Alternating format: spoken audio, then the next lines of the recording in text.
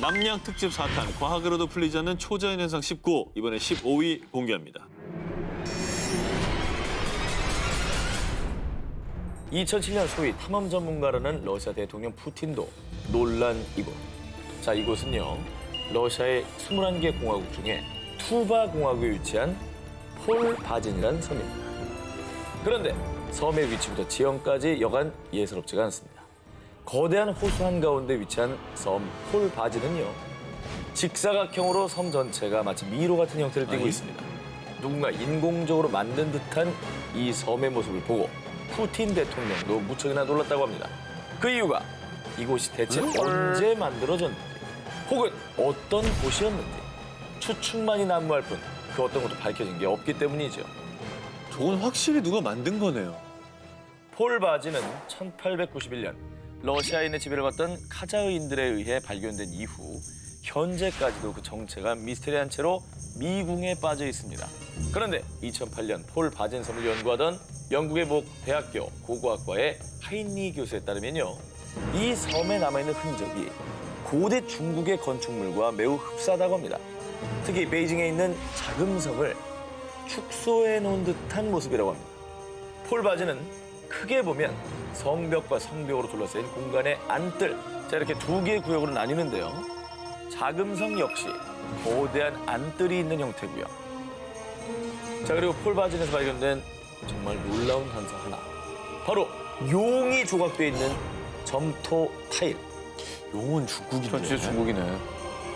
자금성의 중심 건물인 태화전에서도 용 조각상, 용 그림 등을 만날 수가 있는데요.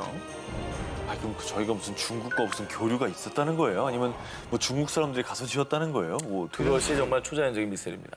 폴바지는 약 1300년 전인 서기 744년에서 840년쯤 위구르 제국의 투르크계 유목민족들이 지은 것으로 추정이 되는데요. 중국의 자금성은 폴바진이 지어진 지 약 700년 뒤인 1420년에 완성된 거라고 합니다. 신기하다. 저런 거 보면 정말 상상력을 자극하게 돼요. 과연 누가 왜 어떻게 이런 걸 지었을까? 그리고 저 저렇게까지 잘 지었는데 그 다음에 다 어디 갔을까? 러시아와 몽골 사이에 위치했지만 중국 고대 건축 양식을 띠는 섬 폴바진. 이 섬의 미스테리는 한 세기가 지난 지금까지도 베일에 쌓여 있습니다.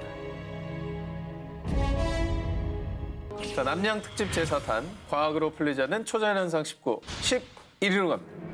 미국 초자연 포털 세도나 스타게이트. 볼텍스, 우리말로 소용돌이를 의미합니다. 그런데 서양에서는 또 다른 뜻으로도 쓰이기도 한다고 합니다. 바로 지구상에서 강력한 전자기파 에너지가 소용돌이처럼 휘몰아치는 특정 지점을 말한다고 합니다.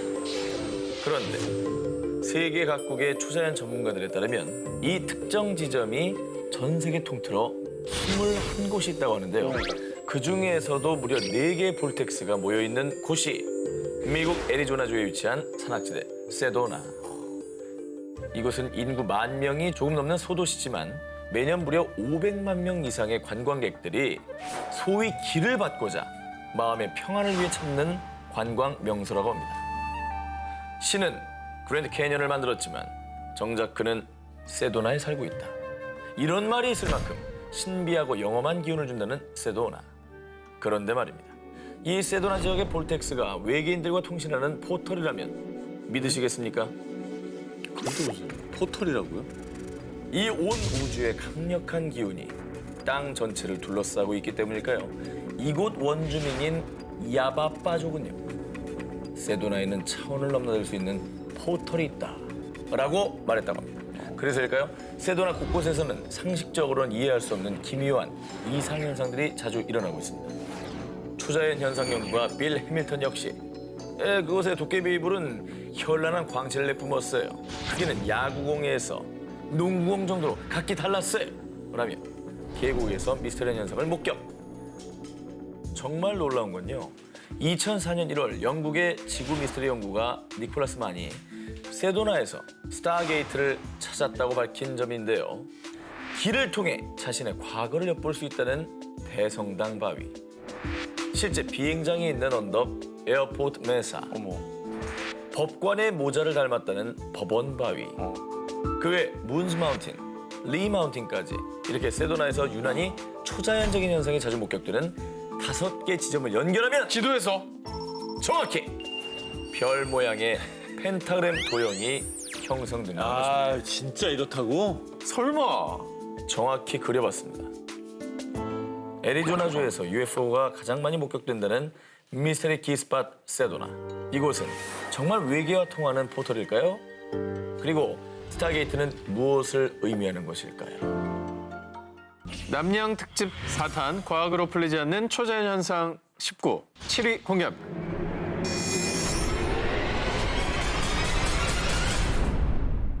(2018년 6월) 중국 산동성 해안 도시 청도에서 발생한 기이한 현상. 이 뭐야? 이 새우가 떨어졌어? 하늘에서 불가사리 비가 내린 거야? 정말로 그렇습니다. 강한 폭우를 동반한 이 비는 그냥 비가 아닌 해산물 비. 자, 이렇게 하늘에서 내린 해산물 비 인증샷은요, 온라인에서도 아주 뜨겁게 화제가 되기도 했었는데요.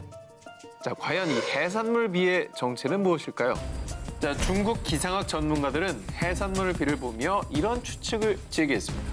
첫 번째, 강력한 토네이도 때문이다. 그럴 것 같은데?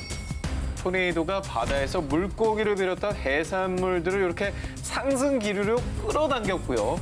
이 상승 기류들이 약화됐을 때 해산물들이 육지로 떨어졌다는 겁니다. 근데 뭐 그렇게 강력한 토네이도가 아시아에도 있다고요? 자, 그런데 이 해산물 비가 내린 6월 13일경에는 기상학적으로 토네이도의 특성이 없었기 때문에 이 가설엔 오류가 있었다라고 볼 수 있고요. 허무하네요. 자, 두 번째, 강한 태풍의 영향 때문이다. 자, 바다에 강력한 강풍이 몰아칠 때 거센 파도가 밀려왔고 그때 바닷속 해산물들이 딸려 올라와 강풍에 실려왔을 거라는 추측인데요. 자, 그런데 말이죠. 당시 청도 지역도 천둥 번개를 동반한 폭우와 태풍이 있었고요. 그해 6월에 최대 풍속을 깬 시속 125.28km의 돌풍이 불었다고 합니다. 가능하네 그럼. 그런 거죠. 물리적으로 이제 가능한 상황인 거죠. 네네. 그런데 이 가설에도 약간의 이상한 점이 있는데 바닷속에 있는 해산물들이 육지로 날아왔다고 하기에는 양식 어종이 이 중에 섞여 있었던 겁니다. 게다가 해산물에는 모래나 암초들이 묻어있지 않고 깨끗했다고 하는데요. 뒤이어 전문가들은 태풍이 근처 해산물 시장으로 불면서 어패류와 조개 등을 공중에 날렸고 그것이 떨어졌을 것이다라는 의견도 제시를 했는데요. 오케이. 자, 과연 어떤 것도 정확하게 규명되진 않은 상황입니다. 자, 대체 이 해산물 비는 어디서 온 것일까요? 자, 다음 특종. 이것 역시 하늘에서 일어난 기이한 현상입니다. 세르비아의 수도 베오그라드 북서부에 있는 마을 오드자체에서 온 제보였는데요. 자, 2005년 세르비아의 한 언론사에 걸려온 전화. 여기 수천 마리의 개구리가 하늘에서 떨어지고 있어요! 개구리요? 개구리가 하늘에서 왜 얘 떨어져요? 태풍이네 얘도. 자, 수천 마리의 살아있는 개구리들이 무려 10분 동안 오드자체 마을에 비처럼 내렸고요. 이 개구리들은 다른 지역으로 이동하지 않은 채 약 3, 4일을 버티다 말라 죽었다고 합니다. 그런데 이상한 점은요. 이 마을에서 본 적이 없는 개구리 종이었다는 건데요. 자, 전문가들에 따르면 이 개구리는 아예 세르비아에서도 보기 힘든 북아프리카에 서식하는 개구리 종이었다고 합니다. 그래서 사람들은 개구리 화물을 실은 비행기가 폭발한 게 아니냐. 그렇지. 이건 종말을 암시하는 거다. 종말의 징조다. 라는 다양한 추측들을 내놨는데요. 근데 저는 이상한 게 개구리가 하늘에서 떨어졌는데 2, 3일이나 살아있었다는 게 더 신기한데요? 그러니까 너무 지나치게 높은 데서 떨어진 건 아니다라는 추측도 할 수 있는 거죠. 그렇죠. 예. 자, 그런데요. 사실 이 개구리 비 현상은 이번 사건이 처음이 아닙니다. 오 진짜? 미국, 영국 등 전 세계 지역에서 아주 오래전부터 개구리 비에 관한 기록이 남아 있는데요. 그 이제 비가 오면은 개구리들도 밖으로 막 나오지 않습니까? 네. 얘네들이 태풍에 휩쓸려가지고 날아온 거죠. 근데 종류가 북아프리카에 있는 종류라며. 그래, 너무 그러면 멀어요. 지중해를 다 넘어간 건데? 아, 진짜 이상하다. 별다른 왜 사건 이런 아니에요. 일이 생겼지? 참 뭐 여러 가지 추측이 나오고 있습니다. 자, 그런데요. 강력한 폭풍이 네네. 어떻게, 왜, 가능하다면 또 개구리만 들어올렸을까요? 자, 같은 종의 생물만, 그리고 또 이 종의 생물들을 한 지역에만 집중시킨 개구리비. 과연 이 개구리비의 정체는 무엇일까요? 네, 남양 특집 4탄 과학으로도 풀리지 않는 초자연 현상 19 5위 공개해 주세요. 죽음의 계곡 원정대와 금속물질. 2006년도에 러시아 야쿠티아 지역에서 전해 내려오는 미스터리한 금속 물체.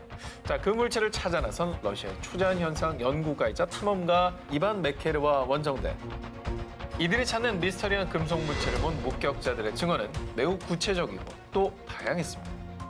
1936년 한 지질학자가 올구다크 강가에서 가마솥 모양의 큰 형체를 발견. 붉은색을 띤 이 매끄러운 금속의 반구는 두께가 약 2cm 정도였고요. 지름의 약 5분의 1 정도가 땅 속에 꽂혀 있었다고 합니다. 자, 그리고 1947년 지인들과 이곳을 찾았던 소년 미카엘 코레츠키는 금속 물체를 목격한 뒤 저는 그곳에서 7개의 큰 금속 물체를 봤습니다. 부리처럼 보였지만 정확하진 않아요.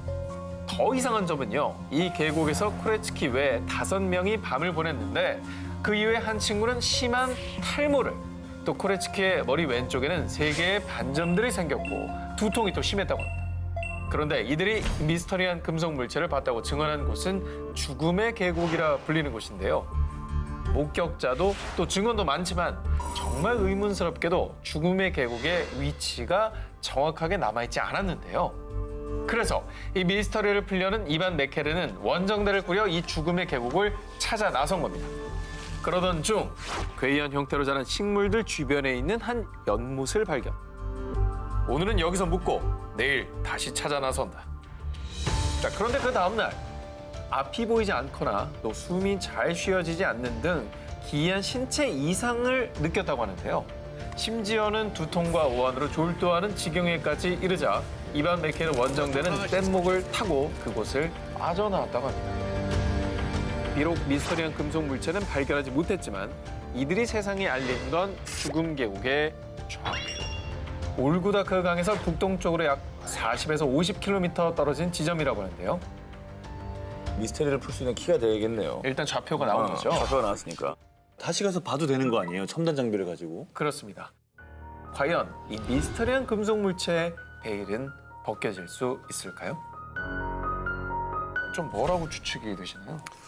저기 갔다 왔다는 사람들 중에 탈모를 한가 갑자기 된다거나 탈모 뭐 네. 반점 이런 게 생기잖아요. 그런 얘기를 보면 이게 방사능 피폭의 느낌이 좀 있어요. 저도.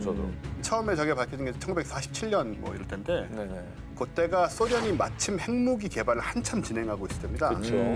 1948년에 소련의 원자폭탄 실험 첫 실험이 성공을 하거든요. 그래서 어쩌면 핵 폐기물들이나 핵 실험 후에 남은 것들을 슬쩍 버렸던 것이 아닌가, 그것에 접근한 것이 아닌가라는 추론을 해볼 수 있죠.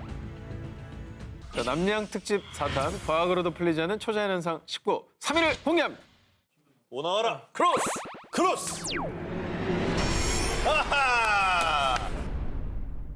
1994년 8월 7일 미국 워싱턴주 오크빌에서 데이빗 레이시 경관은 순찰을 돌고 있었습니다. 그런데 갑자기 비가 쏟아지자 레이시 경관은 곧바로 와이퍼를 작동을 시켰습니다. 그런데 닦으면 닦을수록 얼룩이 지는 자동차 유리. 이게 뭐야? 비가 아니라 흐물흐물 젤리 같잖아. 그때 하늘에서 내린 건 끈적끈적한 덩어리. 당시 이것을 두고 젤리비라고 불렀다고 합니다. 사람들은 처음 보는 이 물질에 호기심을 느껴 손으로 만지거나 냄새를 맡기 시작을 했습니다.